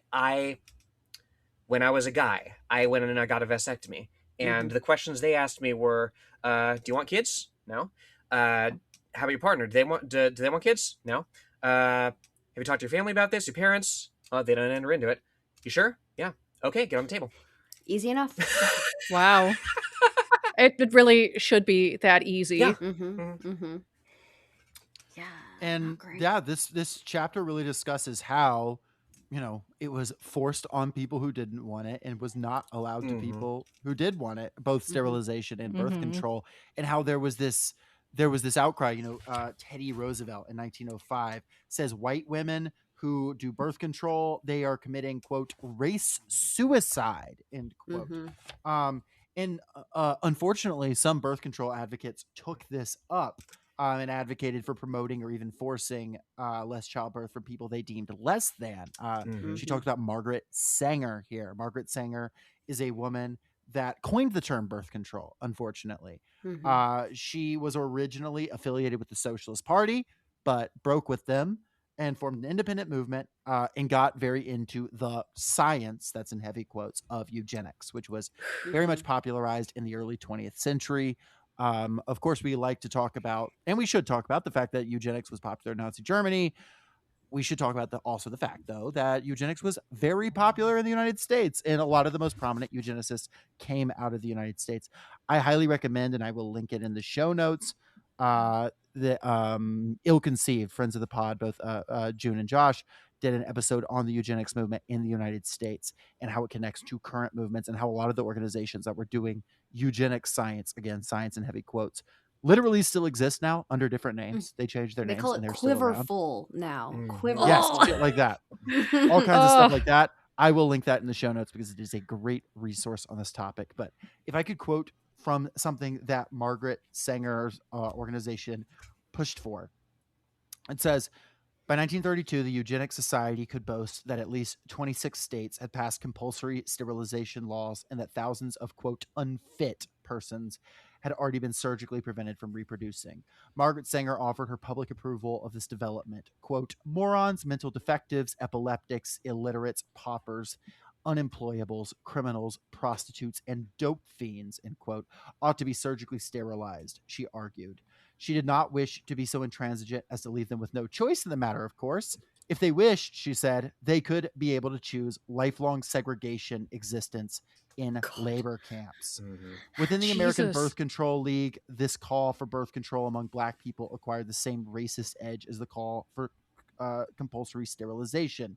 In 1939, its successor, the Birth Control of America, planned a, quote, Negro Project, end quote. In the Federation's words, quote, the mass of Negroes, particularly in the South, still breed carelessly and disastrously, with the result that the increase among them, even more than among the whites, is from that portion of the population less fit and least able to rear children properly, end quote. And it goes on like this at some length. There is a lot of evidence provided.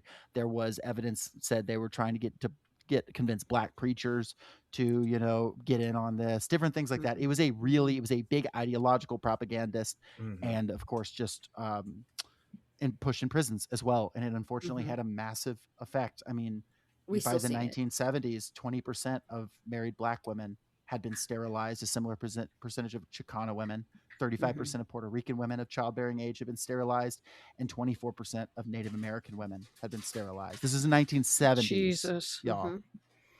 That's so recent. It's so recent. Holy fuck. The other statistic she gives right around that is comparing it to the Nazis, and that in 1972 it is estimated that the U.S. government, this is from what is the precursor to like our health department, right, had funded and performed between 100,000 and 200,000 sterilizations, again specifically on women that fit those categories during the entirety of Nazi Germany, which was what 12 years. How many years Yeah, was 12 the years. Third Reich? They did about 250,000 sterilizations. The U.S. did that much in about 1 year in 1972. Yeah. I mean, again, the Nazis, they was just trying to be like us. Yeah, they were literally just like copying the US's work. They're like, oh man, that reservation It's system great. for Native Americans, hell yeah, we should take that. Love it. Sterilization, that's great. Eugenics, let's fucking go. And like all of that is just fucking Mhm. yeah. And even Capitalism, brah. and even beyond the whole genocidal horror of this apparatus, right? Of state-sponsored sterilization here, right? even beyond the whole horror of that, right? There was just even in the most benign manifestation of the chauvinism in the birth control movement in this country, you have a very bourgeois leadership that promotes an unalloyed public good like birth control in a manner that's like out of touch with the goals of working women, right? Mm-hmm. The call Mm-hmm. for birth control, right? You associate it with goals achievable only by women with wealth enough or the prospect thereof to have a family, right? Mm-hmm. Birth control as a route to careers, to higher education, right? It's like, okay, like maybe I can, if I'm a very poor working class woman, like maybe I can, plan like when I'm going to have a kid. What if I just literally can't afford a kid ever, right? Mm-hmm. And to tie it sort of back to the genocide angle, right? Bourgeois feminists also yapped about how like it's on the poor to have smaller families so as not to be a drain on the state, right? And and it culminates in like 1977 with the Hyde Amendment, right? Mm-hmm. Notably, Kamala Harris in favor of that. Neither here nor there. Banned federal funding for abortions. It's still in effect today. Mm-hmm. Surgical sterilizations remained free, of course. If Mm-hmm. you're poor and if you're of a marginalized race, like you're probably going to be poor. You're forced to opt for permanent infertility, right? Mm-hmm. You can make a similar argument about like euthanasia, right? Yes, people should have the Yeah. right to end their own lives in dignity, but this should be a last resort, unmoored from the necessity of paying for care. You should not be too poor to live. You should not be too poor to have a family if you want. Looking at you, Canada.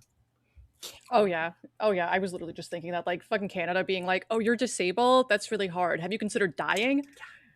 Like, what the fuck? Mhm. Yeah, and this really shows us the intersection of the struggle for the right to not have a family if you want to, and to have a family when you want to, Mhm. and how that's basically the same struggle. It's the same thing. Yeah. And it makes and the how these chauvinisms manifest, right? Whether it's race chauvinism, whether it's class chauvinism, where these things definitively intersect. It makes it that much harder to sell these public health measures to communities that have been burned by this. I was thinking of vaccines the whole time Mm-hmm. I was reading this. There is a the reason that bodies like the Nation of Islam can like go around and say, "Hey, don't take the white man's vaccine during COVID," is because like there is a history of the black community being experimented on by the U.S. state. Mm-hmm. Yep. Yes. Yeah, like the Tuskegee syphilis Yep. Exactly what I was shit, thinking of. and yeah, all of that. Yeah, like it makes sense that certain groups of marginalized people are very wary of taking the vaccines, Mm-hmm. but also vaccines are very good and helpful. Yes, to be But clear, yeah, it's yeah. like Mhm. Yeah. no, Yes, yeah, get vaccinated. In the same way folks. that birth And- control, in the same way Mhm. that birth control is very helpful. exactly. It's just Yes. the well could get poisoned. Mm-hmm. There are certain black conservative groups that will quote Margaret Sanger Mm-hmm. saying, Yes. "This is why abortion exists. That's why Yes. we should ban abortion." It's not Yeah. a majority in the black community, Mhm. but that is a force, and it's used cynically. Often by white conservatives as well. That's a thing I was taught in my Christian school growing up. Is abortion was made up to kill black people. We don't want to kill black people, do we? And then they'll Mm. immediately talk about how slavery wasn't that bad. Right. Oh yeah, Um, yeah. You Right. you can see like any number of like actually like this suffragette, this birth control advocate was like a eugenicist or a racist or Mm-hmm. whatever. You can see that too in online like manosphere recruiting spaces. Mm-hmm. Yeah. It's right. The craziest. Oh, go finish your thought. no, that was my point in its entirety. Really, go ahead. Okay, I was just going to say that the craziest use of that argumentation that I've seen is literal, like, people claiming to be Marxist-Leninists being like, actually, Marxism should be pro-natalist because Oh. birth control is a eugenicist invention and Oh. abortion was also invented to do eugenics. And we're not eugenicists, we're It's like, Marxists. I was like, I'm excuse me, what the fuck? I'm calling out right deviationism, and in doing so, I'm being a right deviationist. We are Literally. we are got banning into it with men. the- I'm sorry. I got into it the other day with this guy, and I shouldn't have. Like, why did I do this? But this guy was like, well, in the Soviet Union in the early 1950s, they were giving medals to women that had more kids. And I was like, do you know how many people died in the 1940s? Like, that's a different context than the existence we had. And they didn't Oh, put guns to God. their head and make them have kids. Right. They were Right? they were incentivizing having more kids because like 90% of like certain Like if you were like a man born in 1921, it was like almost 90% of them died in World War II. That was why that was happening. I don't know why. I don't know why I talked to this man. He was being a chauvinist, and I don't know why I engaged with him as if he was in good faith. But it pissed me the fuck off. I'm like, okay, you can cut this, Ryan. I'm just mad at this guy I got in an argument with. I'm sorry. Before we talk, also in the Soviet Union. Wait, sorry. Can I just? Yes. No, yeah, do it. Okay. So also in the Soviet Union, like mothers got like 3 years of maternity leave. I don't know if they did in like the 50s yet, but like my mom, when I was born, got 3 years of maternity leave with me. Amazing. This was in the post-Soviet times, and universities and workplaces all had daycares, so you got basically almost free childcare, like heavily subsidized childcare. Rent was affordable. Everything was super fucking affordable. Like, of course, people were having children, and some people were like, you know what? I want to have like 12 kids. Like my grandpa on my dad's side had 9 sisters. Wow. And let's be clear, there were like obviously mistakes made in the Soviet Union as well regarding like abortion and stuff. There was a brief period where abortion was made illegal, and that was bad. And we oppose that because we're not fucking religious. We're not worshiping. But again, it was done for different reasons than they banned it in Texas. Like, exactly. Very. And I have a whole video about this. Yeah. Absolutely. Go watch all their videos. Revolutionary on YouTube. Now, we have a section on communist women that's lovely, and I also don't exactly know how to talk about it because she's mostly being like, here's a communist woman, here's a communist, like she's just like naming cool communist women and telling you about them. It's a list of people you should look up on your own. Yeah, and read more this about. chapter. Read chapter 10 of this book. It's good. It illuminates a little bit like how early certain bodies over others focused on like taking a stridently anti-racist, taking a stridently anti-sexist stance, in contrast with those who succumbed to that one chauvinism or other, notably the International Workers of the World, right? They were stridently anti-racist. They included women from their inception up there on the inaugural stage with Big Bill Haywood. But they were a syndicalist org focusing on industrial workers, right? Just that particular focus could only reach a fraction of the black population unless they stridently fought for black admission into industry. It's she does go into these dynamics, but I agree with you. It's a little bit orthogonal to what she's talking about overall. I have to say, I wish she had included the detail that Claudia Jones was buried to the immediate left of Karl Marx. I think that's pretty cool. Wow. She's left of Karl Marx. Love it. Pretty impressive. Yes. Hell yeah. Unless y'all have anything in depth to say on this, are y'all cool with just jumping to the next section here? Mm-hmm. Yes. We love communist women. Yes. Folks, we are now going to get into a section called Rape, Racism, and the Myth of the Black Rapist. You may have, this has been a dark episode so far. This is a really, really dark part of the book. Just trigger warning. FYI. But it really happened. We're not being salacious here. This is just the shit that happened and continues to happen. So, it is worth knowing about and contending with because it is our history and it is our present. Yes. Can I jump into start talking about this? Yes, please. So, okay. So the overarching theme of this chapter is about, again, the myth of the black rapist, and it goes into the reasons that lynchings happened. And a lot of it is false accusations, right? But there is a part of this that I really wanted to focus on for a moment, and it's something she also mentions in chapter 1, and it is, I'm just going to read a couple of sentences here. The experience of the Vietnam War furnished a further example of the extent to which racism could function as a provocation to rape. Because it was drummed into the heads of U.S. soldiers that they were fighting an inferior race, they could be taught that raping Vietnamese women was a necessary military duty. They could even be instructed to, quote-unquote, search the women with their penises. It was the unwritten policy of the U.S. military command to systematically encourage rape, since it was an extremely effective weapon of mass terrorism. Okay? So, with keeping that in mind, there's 2 points I wanted to mention here. And I'm really sorry to bring up this man. I think we should be done talking about him. But the reaction to Graham Plattner and the shock that he came back from doing war crimes for 20 years and then assaulted a white woman?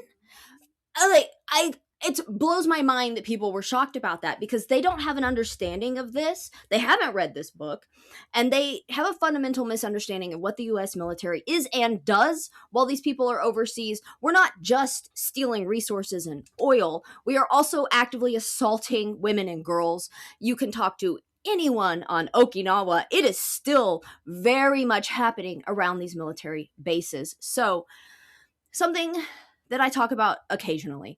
My mother was born in Vietnam. My grandmother was a Vietnamese woman. She has since passed.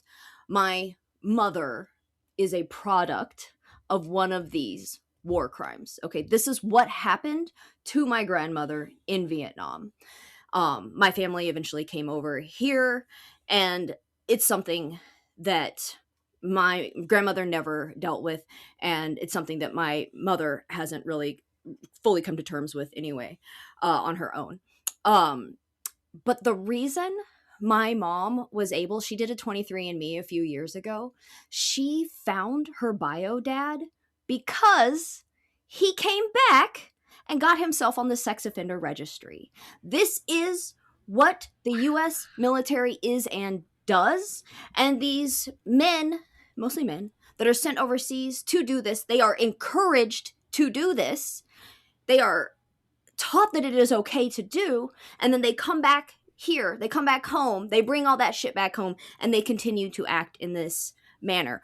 Rape is a systemic part of not just the US military, but it is such an integral part of our society. Our current president of the United States is a rapist. And he's not the first One one. of the most famous rapists of all time. Like, he's bragged about it.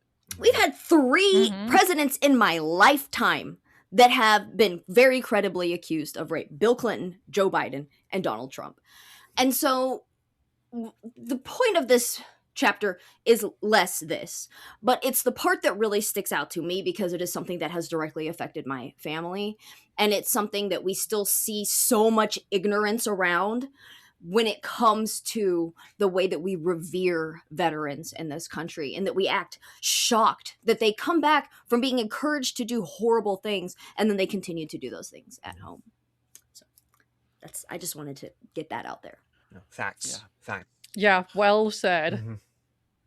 I think, yeah, and she talks about how this has been so ingrained. You know, I mean, talking about another president, Thomas Jefferson, right? A notorious rapist of black women, most notably Sally Hemings, a slave.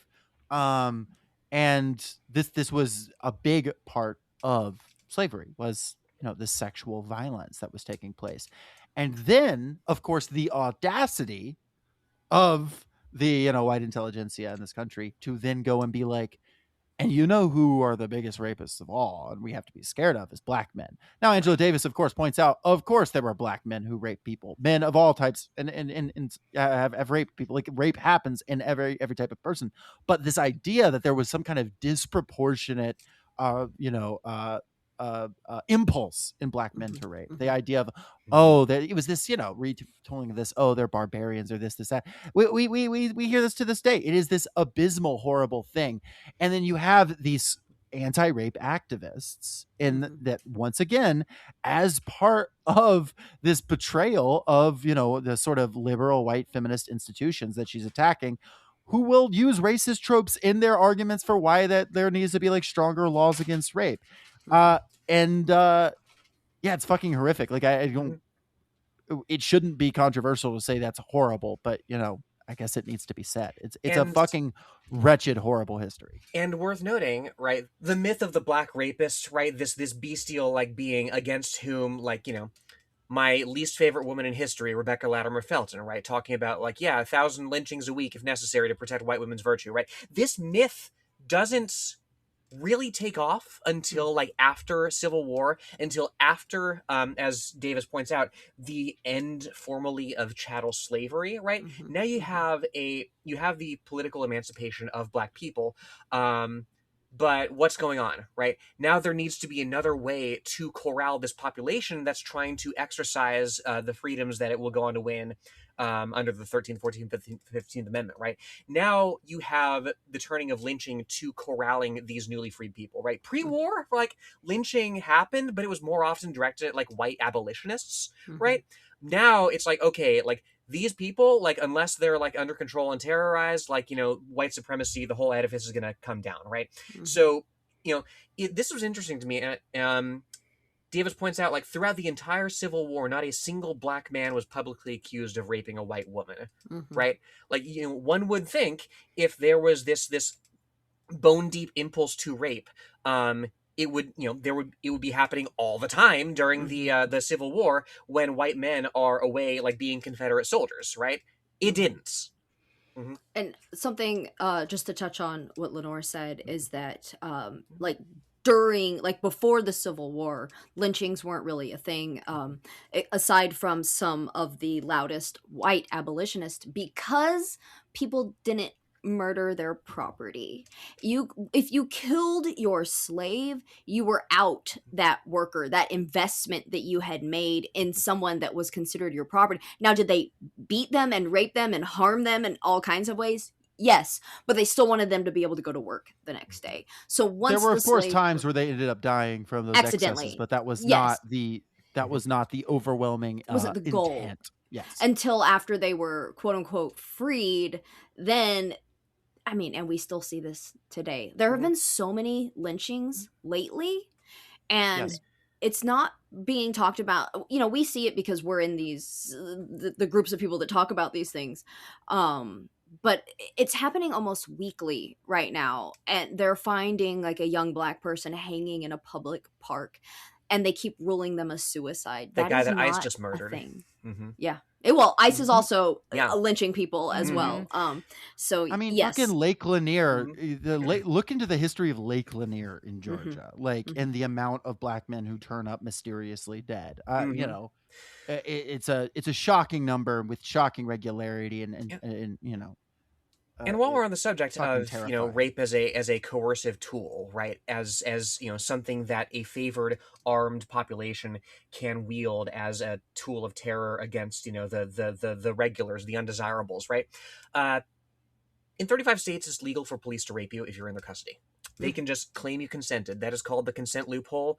I believe a few years ago, like it was finally closed for like specifically federal agents, but like in 35 states, like at the state level, like yeah, totally legit. They can just say, yeah, this person that I have arrested consented to sex with me. No, fuck up. And I'm not this even getting handcuffed person, right? And said yes, and that's I'm not even going to get into like V coding of trans women. In baby blue California, right? 2/3 of incarcerated trans women report having been sexually assaulted, having been given as literal playthings to placate violent male inmates. yes. Right? Like it is a tool of it is a tool of repression. It is a tool of terror, and it is as more and more forms of protest, as more and more forms of queer existence indeed are criminalized, it is the prospect of being thrown in a cage and raped until you die is a very, very powerful tool against organizing. Yeah. And I'm pretty sure Kamala Harris was Yes. for that sort of thing. Oh yeah, So 100%. Specifically kept trans women locked in men's prisons. Look it up. Yep. And she talks about there's an economic role in all this, right? Because this is happening in the role of capitalism. She says, quote, and this is, as the economic system is changing post-Civil War. The colonization of the Southern economy by capitalists from the North gave lynching its most vigorous impulse. If black people, by means of terror and violence, could remain the most brutally exploited group within the swelling ranks of the working class, the capitalists could enjoy a double advantage. Extra profits would result from the super exploitation of black labor, and white workers' hostilities towards their employers would be diffused. White workers who assented to lynching necessarily assumed a posture of racial solidarity with the white men who were really their oppressors. This was a critical moment in the popularization of racist ideology. If black people had simply accepted a status of economic and political inferiority, the mob murders would probably have subsided. But because vast numbers of ex-slaves refused to discard their dreams of progress, more than 10,000 lynchings occurred during the 3 decades following the war. Whoever challenged the racial hierarchy was marked a potential victim of the mob. The endless roster of the dead came to include every sort of insurgent, from the owners of successful black businesses and workers pressing for higher wages to those refused to be called boy and the defiant women who resisted white men's sexual abuses. Yet public opinion had been captured, and it was taken for granted that lynching was just a response to the barbarous sexual crimes against white womanhood.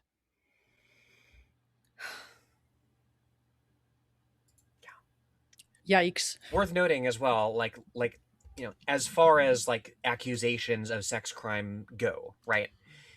They weren't even the impetus for most lynchings, right? Maybe like a combined like 24% of lynchings, it was found in a 40-year period from 1889 to 1929, right? Was rape or attempted rape. Was the specter, the accusation thereof, right? A plurality, something like 39%, a plurality of what motivated these things were accusations of murder.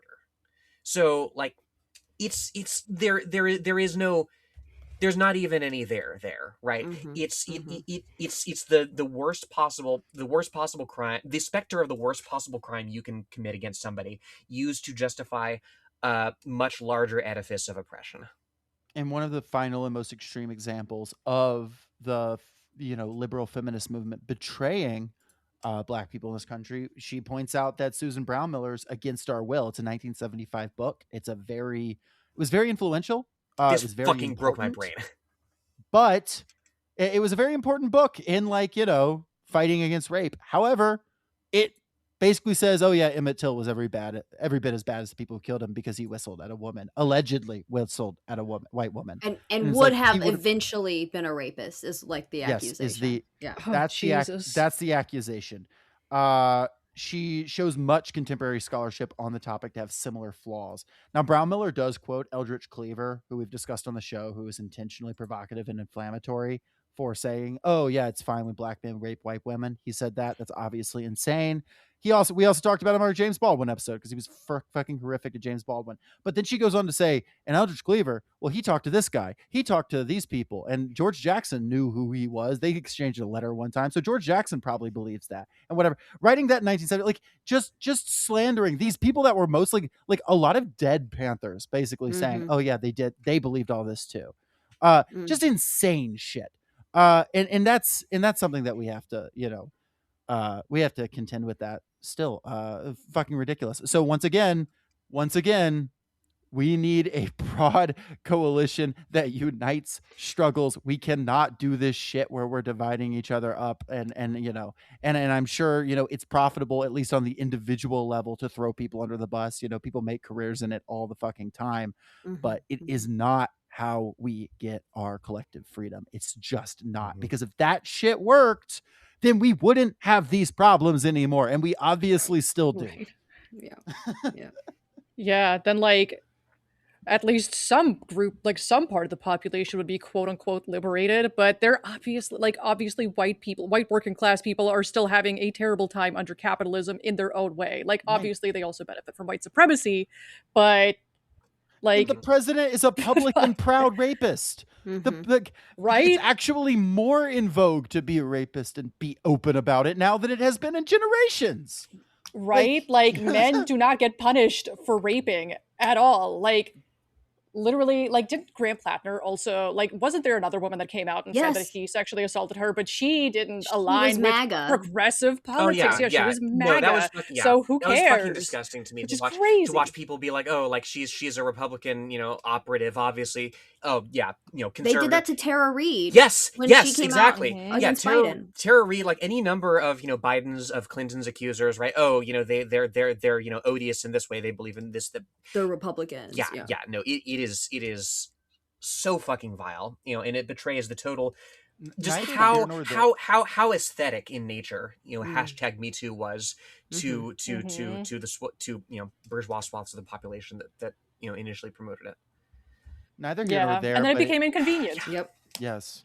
Yeah. Neither here nor there, but it continues to impress me that Monica Lewinsky didn't become like a right wing influencer, because she could be a fucking mega millionaire if she had done that, and she Yeah. like remains like, Right.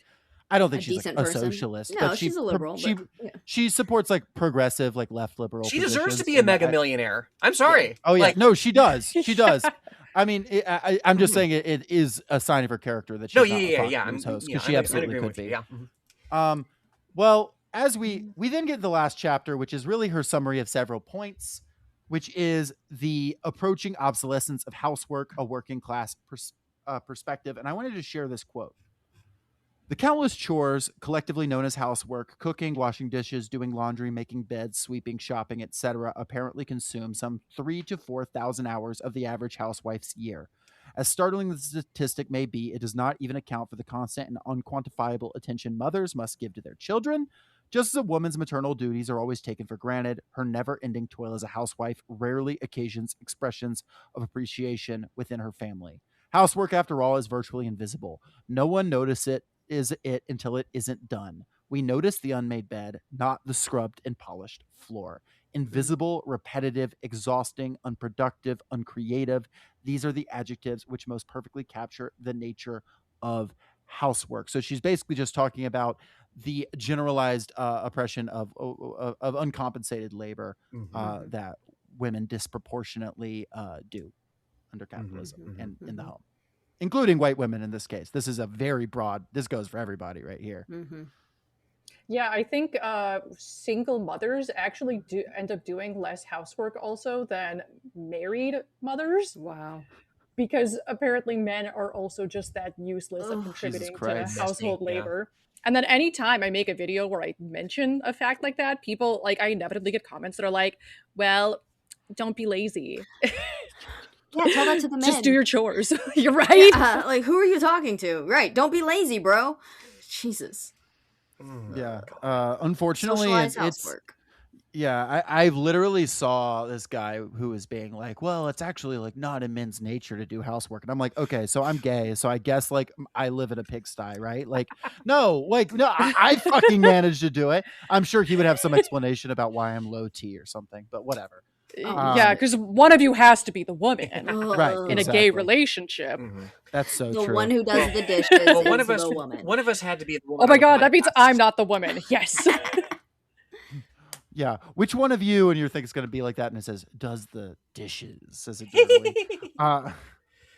I like her pointing out that like a lot of housework could be done like industrialized, and it's not done for like oppressive reasons. And interestingly, we love the joke. Marx failed to consider. Wait, no, he didn't. Marx literally points this out over a century before this, which Davis is of course referencing here. Kropotkin also made this point, interestingly enough, in Conquest of Bread. Yeah, it's the most forward-looking essay of the whole bunch by far. Like more women enter the labor force as it becomes as more people are proletarianized, right? The industrialization, the socialization of housework becomes objectively necessary because there just aren't enough fucking hours in the day. Housework changes according to economic context. Way back earlier in the episode, we discussed the fall of handicrafts. Right now, you got to maintain the house in a different way, right? The advent of the private property as the catalyst for sexual inequality, right? The need to quantify labor diminishes the social status of women and housewives, right? All this to say that, this is one more sphere in which, in being cleaved from productive labor, in being a source of alienation, right? The household needs to be recollectivized.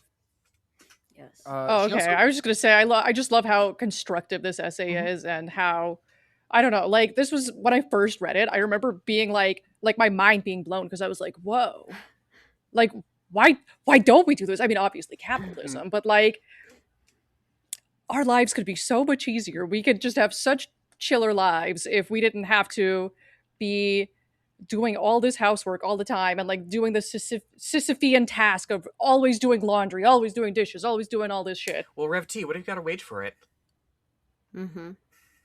That's the the kind of argument that she makes. Wow. She's like, Wow. she's like, I'm sympathetic to the argument that we need to give like broad wages to women, but that would also formalize this structure and then make men be like, well, you get a wage for it, and it would probably be jack shit.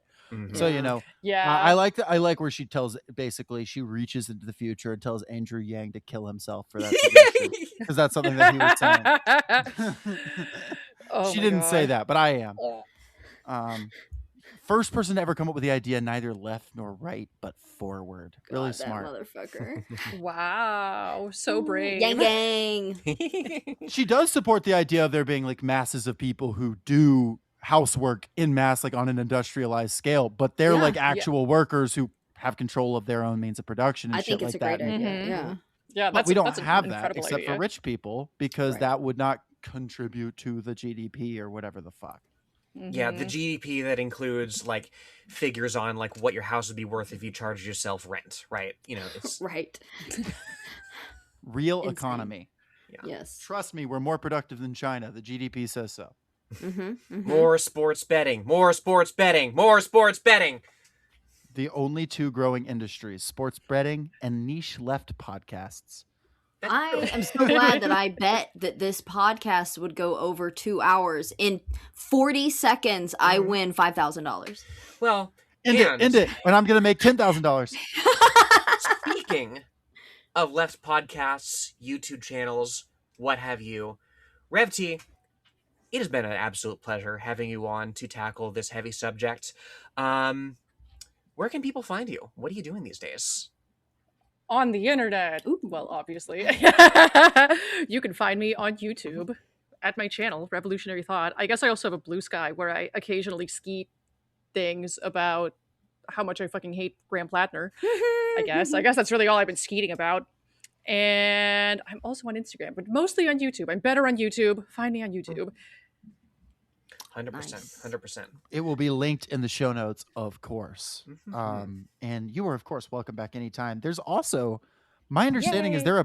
there is a podcast that you're a part of that Yeah. listeners Oh my God, of I this show am might part be of a interested podcast. in. Totally forgot. Oh my God. Oops. Half the Sky Pod? So 3/5 With of the Lenora, sky. Jen, Big Nasty? Oh my God, it's 3/5 of us. Wow. Yeah, We're 30% holding of up the sky. 3/5 of the sky right now. Yes, we are. Yes, the Yes, others, that's of true. course, Ray from Pearl's Pod, the wonderful Luna Oi, they were holding up, their portion of the sky in their own time. It's a wonderful time. It's five communist baddies yapping about lifestyle theory, where those things intersect, where the personal meets the political. That is, in fact, how it's divided up in the outlines. Go listen to it. It's a wonderful time. It's great, and that will also be linked in the show notes. And also, I mean, we put an episode up on this very feed, so if you probably have one, if you're one of our subscribers, you probably have one downloaded on your phone right now. And if it's your first time, welcome. Thank you so much for listening to us. We are Workers Lit. You know that now. We have a Patreon. We do cool shit. You can suggest books for us to cover, and we do a poll every month. We will cover a listener chosen book. Sometimes we will yell about it and not like the book very much, but we will read it and we will cover it because we're just cool like that. We also put out bonus content. We put out video episodes every month of us shooting the shit, which is fun. We're going to be putting out some author interviews every month, and we're going to be putting out a Lenore run article brain sub-series that will be coming out monthly, where we read the worst articles we can find and try to drive each other insane. So if you're interested in that, and why wouldn't you be interested in that, go support us on Patreon. Thank you so much to all of our listeners. Thank you so much to Revolutionary Thought. And Jen and Lenore, thank you so much for being my fantastic co-hosts. And lastly, Angela Davis, I hope you're listening. Please come on our podcast. Yes. Yeah. Thank you for listening to 2 hours of us explaining your book to you. I don't know why you would listen to that.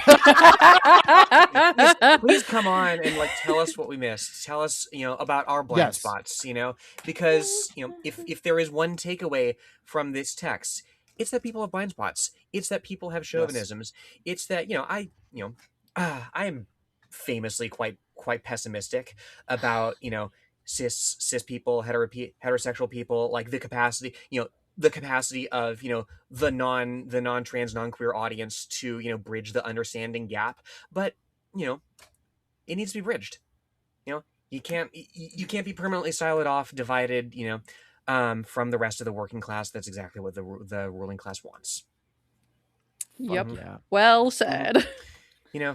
Either you're setting yourself up to be snapped up piece by piece, or you're pulling a Elizabeth Cady Stanton and saying, "Hey, like I want to be, subordinate to the white guy. If I have to be subordinate to a guy," which is weird. Don't say Right. that. You know, what if you just didn't have to be subordinate to a guy at all? Thank you. What then? You don't. What if workers owned their own means You of don't even. production? What You then? don't even have to be a guy. Case in point. Exactly. And lastly, if you are the 29% of our audience on average that are men, you are legally required to go do the dishes right now. Thank you, everyone. It's a mess of dial. Just try it. All right, everybody, have a good one. Take care. Pages upon pages, words of wisdom from other workers' brow. Got my nose to the spine, not soaking up all the wisdom of their will allow. The workers' tongue and story, how we want to know every right we enjoy.